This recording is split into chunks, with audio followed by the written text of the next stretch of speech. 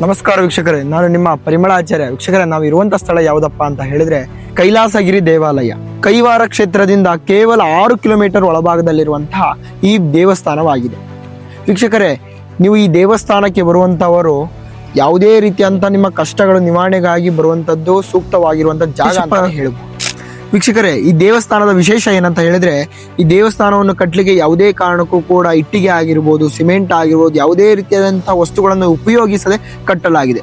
ಯಾವ ರೀತಿ ಕಟ್ಟಿದಾರಪ್ಪ ಅಂತ ಹೇಳಿದ್ರೆ, ಒಂದೇ ಒಂದು ಬೃಹತ್ ಆಗಿರುವಂತಹ ದೊಡ್ಡದಾಗಿರುವಂತಹ ಬೆಟ್ಟದಲ್ಲಿ ಒಳಭಾಗದಲ್ಲಿ ಕೊರೆದು ದೇವಸ್ಥಾನವನ್ನು ಪ್ರತಿಷ್ಠಾಪನೆಯನ್ನು ಮಾಡಲಿಕ್ಕಾಗಿ ಈ ದೇವಾಲಯವನ್ನು ಸಂಪೂರ್ಣವಾಗಿ ಉಳಿ ಮತ್ತು ಸುತ್ತಿಗೆ ಪೆಟ್ಟಿನಿಂದ ಸುಂದರವಾಗಿರುವಂತಹ ಗುಹೆಯನ್ನು ನಿರ್ಮಾಣ ಮಾಡಿ ಅದರ ಒಳಭಾಗದಲ್ಲಿ ಸಂಪೂರ್ಣವಾಗಿ ಸುಂದರವಾಗಿರುವಂತಹ ಚತುರ್ಮುಖ ಲಿಂಗವನ್ನು ಪ್ರತಿಷ್ಠಾಪನೆ ಮಾಡಲಾಗಿದೆ. ಇಂದಿಗೂ ಕೂಡ ಹಲವಾರು ವರ್ಷದಿಂದ ಇಂದಿಗೂ ಕೂಡ ಅದನ್ನೇ ಪೂಜೆ ಕಾರ್ಯಕ್ರಮಗಳನ್ನು ನಡೆಸಿಕೊಂಡು ಬಂದಿದ್ದಾರೆ. 106 ಭಕ್ತರ ಸಾಮೂಹಿಕ ಕಠಿಣ ಪರಿಶ್ರಮದಿಂದ ಈ ಬೃಹತ್ ಬೆಟ್ಟವನ್ನು ಕತ್ತರಿಸಿ ಈ ಅದ್ಭುತ ಗೃಹಾಂತರ ದೇವಾಲಯವನ್ನು ಸೃಷ್ಟಿಸಲಾಗಿದೆ. ಕಠಿಣವಾದ ಬೆಟ್ಟದ ಒಳಗೆ ಸುರಂಗಗಳನ್ನು ನಿರ್ಮಿಸಿ ಇಷ್ಟೊಂದು ದೊಡ್ಡ ದೇವಾಲಯವನ್ನು ರೂಪಿಸಿರುವುದು ಇಂದಿಗೂ ಒಂದು ಇಂಜಿನಿಯರಿಂಗ್ ಕೂಡ ಅದ್ಭುತವಾಗಿದೆ. ಈ ಕೈಲಾಸಗಿರಿ ಗುಹೆಯ ಒಳಗೆ ಬಂದು ಶಿವನ ಆರಾಧನೆ ಮಾಡಿದರೆ ಅವರ ಮನಸ್ಸಿಗೆ ಬೆಟ್ಟದಂತಹ ದೃಢತೆ ಸಿಗುತ್ತದೆ.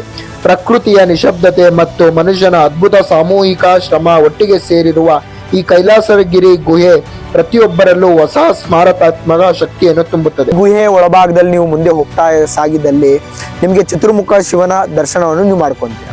ಅದಾದ ನಂತರ ನೀವು ಮುಂದೆ ಹೋಗ್ತಾ ಇದ್ದಾರೆ ಅಮ್ಮನವರ ದರ್ಶನ ಮಾಡಿಕೊಂಡು ನಂದಿಯ ಮುಂದೆ ನಿಮ್ಮ ಈಡೇರಿಕೆಗಳನ್ನು ಬೇಡಿಕೊಂಡು ನಿಮಗೆ ಯಾವುದೇ ದೋಷಗಳಿದ್ರು ಕೂಡ ನಂದಿಯ ಮುಂದೆ ಪ್ರಾರ್ಥನೆ ಮಾಡಿಕೊಂಡು ನೀವು ಮುಂದೆ ಹೋದಲ್ಲಿ ಕೇವಲ ಕೆಲವು ದಿನಗಳಲ್ಲಿ ನಿಮ್ಮ ದೋಷ ನಿವಾರಣೆಗಳನ್ನು ನೀವು ಮಾಡ್ಕೊಂಡು.